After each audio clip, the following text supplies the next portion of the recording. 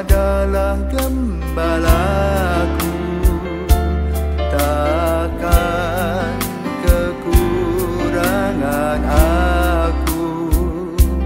Ia membaringkan aku di padang berumput hijau. Saudara-saudari yang terkasih di dalam Kristus, selamat pagi, selamat tahun baru. Dan selamat mengikuti Sabda Siap Saji 1 Januari Senin 2024, di mana kita merayakan Hari Raya Maria Bunda Allah. Marilah kita berdoa dalam nama Bapa, Putra, dan Roh Kudus. Amin. Putra Bapa Maha Tinggi lahir dari perawan suci sebagai juru selamat yang mengurniakan rahmat. Kristus kebanggaan Bunda, harapan kita semua. Ia datang dari surga membawa damai yang nyata. Marilah bersukaria atas penyelamat kita yang menjadi manusia untuk menebus umatnya. Mulialah senantiasa Yesus Putra Tunggal Bapa. Yesus dilahirkan Maria berkat kuasa Roh Allah. Amin. Allah yang Maha Kuasa, dengan perantaraan Santa Maria, perawan dan bunda, Engkau menganugerahi umat manusia keselamatan kekal. Semoga kami merasakan doa dan perlindungannya, sebab Ia telah melahirkan bagi kami Putra-Mu pemberi hidup, yaitu Yesus Kristus pengantara kami, yang hidup dan berkuasa bersama Bapa dalam persekutuan Roh Kudus sepanjang segala masa. Amin. Tuhan bersamamu dan bersama rohmu. Inilah Injil Yesus Kristus menurut Lukas. Dimuliakanlah Tuhan. Lukas 2 ayat 16 sampai dengan 21. Setelah mendengar berita kelahiran penyelamat dunia, para gembala cepat-cepat berangkat ke Bethlehem dan mendapati Maria dan Yusuf serta bayi yang terbaring di dalam palungan. Ketika melihat bayi itu, para gembala memberitahukan apa yang telah dikatakan kepada mereka tentang anak itu. Dan semua orang yang mendengarnya heran tentang apa yang dikatakan gembala-gembala itu.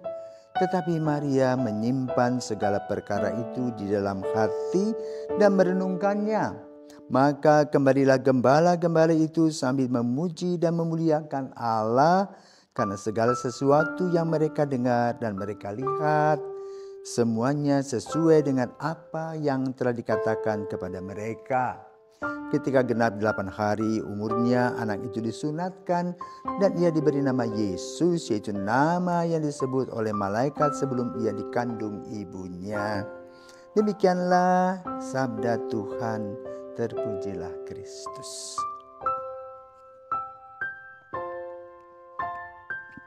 Saudaraku terkasih, kalau kita berkumpul tanpa kehadiran ibu bagaimana?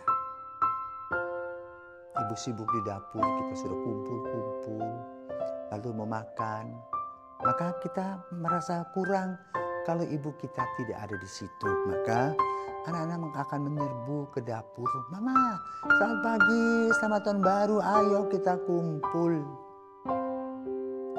Kehadiran seorang ibu itu sentral bagi anak-anak dan suami. Tanpa ibu rasanya sepi. Karena itu setiap wanita dikaruniai oleh Tuhan keibuan. Maka dengan caranya setiap ibu mengekspresikan cinta bersama Bapa dan membentuk satu keluarga. Pertanyaannya, apakah keluarga itu akan berhasil atau tidak tergantung pada relasi mereka berdua. Apakah mereka bisa saling bahu-membahu atau mereka saling bersaing? Kalau mereka bisa saling bahu-membahu, maka konteks pembicaraan mereka adalah anak-anak dan pekerjaan, dan anak-anak merupakan buah kasih mereka. Setiap orang, setiap keluarga, bapak ibu berjuang untuk anak-anaknya. Apa dan berapapun yang dimilikinya untuk anak. Maka tidaklah heran kalau seorang bapak, seorang pemuda yang baru jadi pengantin baru, kemudian mempunyai seorang anak, happy, bergembira sekali. Kenapa? Dia punya fotokopi. Maka semangat kerjanya luar biasa.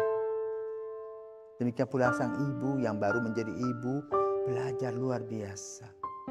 Memberi diri dan melayani 24 jam.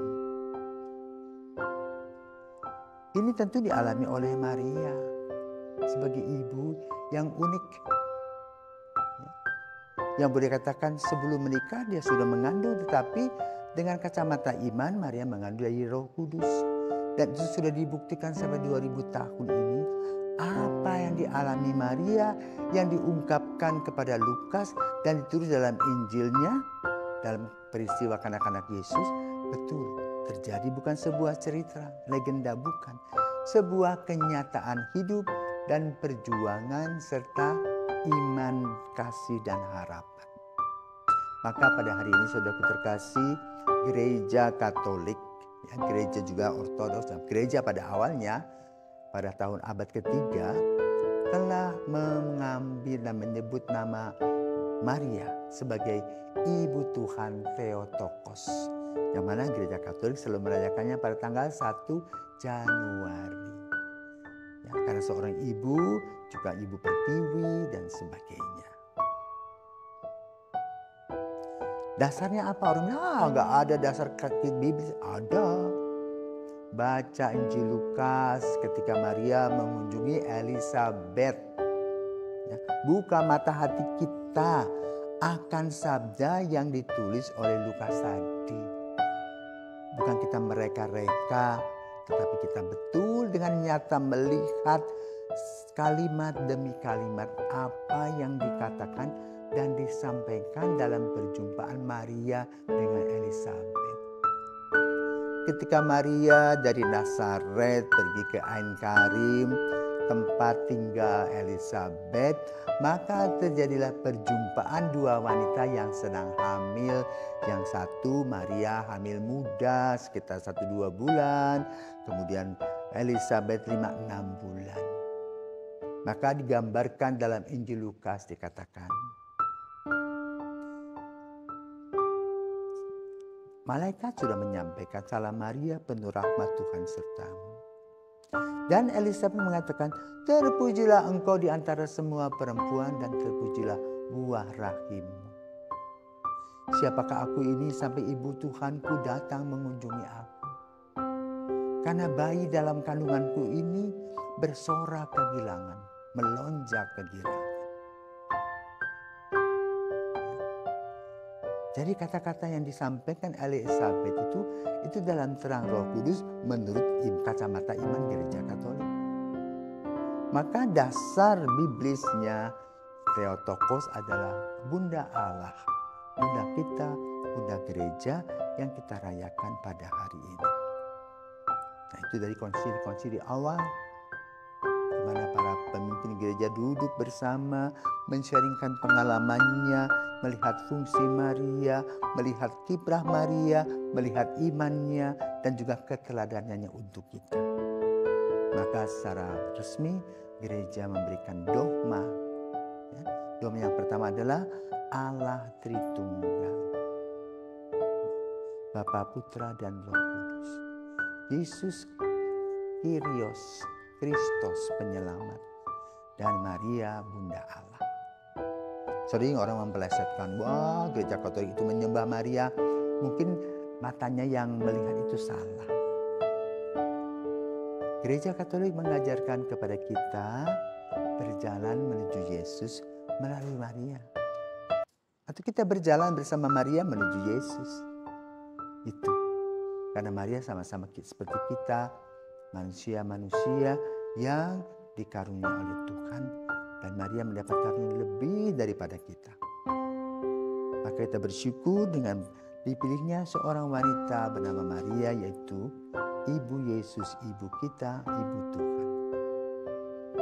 Yang mana kita merayakannya pada tanggal 1 Januari untuk membuka lembaran baru sebagaimana kita alami lembaran baru keluarga kita diisi oleh cinta seorang mama, seorang ibu yang dengan seluruh jiwa raga memberi waktu dirinya untuk kita.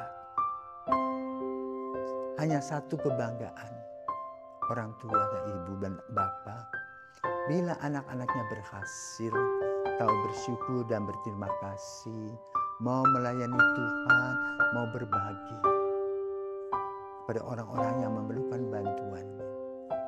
Itulah kebanggaan. Dan juga kehadiran putra-putrinya itu membawa sinar dan terang kedamaian dan sukacita.